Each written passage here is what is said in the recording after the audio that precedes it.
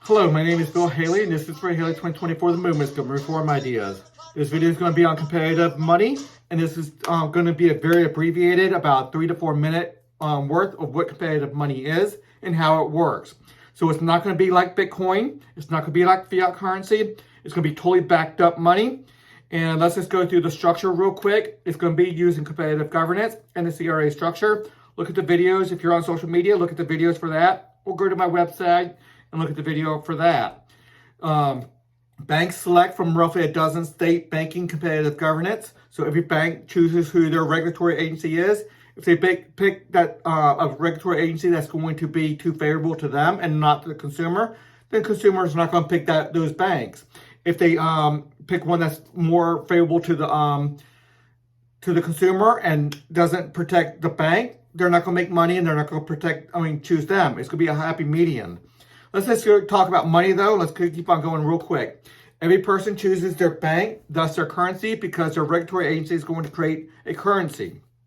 So there'd be about 12 different currencies per state, times 50 states, about 600 currencies throughout America. You could choose which one you want to go with. Any of the 600 banks you can go with anytime you want to. So every banking competitive government creates a monetary currency asset portfolio. It's a storeroom, a portfolio, a grouping of assets. We'll talk about the assets in a second to back up the currency, and that's your money. That's what MCAP stands for, Monetary Currency Asset Portfolio. An MCAP is a storeroom of actual items of worth, such as gold, stocks, bonds, real estate, commodities, loans, and other items of real value. It could be anything of real value. There's ways to make sure the valuation is honest. We'll go through that in the longer versions of this. The MCAP creates digital currency based on the exact value or exact worth, and that word there, exact, means a lot here. It has to be exact worth. The worth is in constant flux as items in the MCAP adjust in value. Stocks and bonds go up in value all the time, and as well as precious metals and everything else. They go up and down in value. It has to be very visual and very transparent. What you have in your MCAP, it has to be on a spreadsheet, on the website, easily seen by anybody, and the price per item ending up with a total value. And they can only put out as much currency as the exact value.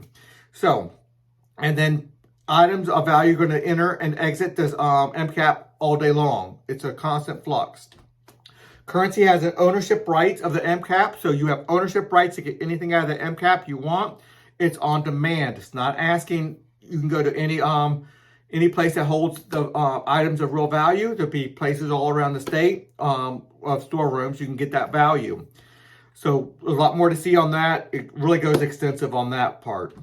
You can get your things out of the storeroom easily within 15, 20 miles of almost where anybody is. All the currencies must constantly sync in currency unit values. So all the currencies, all 600 units, have to sync in value. They're unit currencies. We're not going to have exchange rates. Now, most of this is going to be behind the scenes. You're just going to be talking about the BD. Price is going to be priced in BD. You're going to have a bank account. You're not going to have to worry about all this stuff.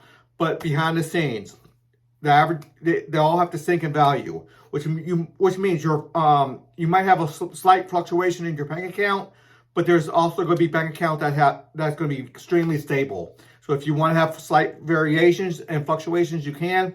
If you want very, very stable, there'll be accounts like that as well. The worth adjusts, bank accounts, currency units adjust to match. So prices are always priced in the BD out there in the marketplace. The BD is the paper and coin. Everything else is digital. And you can have anonymous in that as well. And the BD proportionally collects currency from all 600 MCAPs to fully back up the BD, which is a paper and coin. Hopefully, it's probably not going to be a high percentage of it, but it's going to keep an average going. As commerce happens, banks and MCAPs will obtain currencies from all the different currencies, all 600 or so. The MCAPs send up currencies, not their own, to the Federal Sector Board and then get theirs back.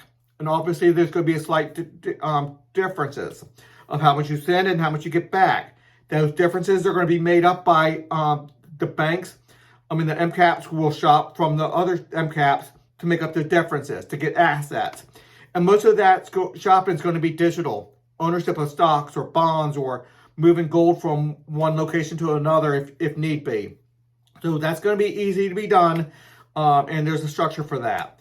Dozens of rating agencies will give high-quality information from a variety of perspectives and play a powerful role in abuse, fraud, corruption, and make sure everything's priced reasonably. Okay, everything's easy to see on my website, and until the next video.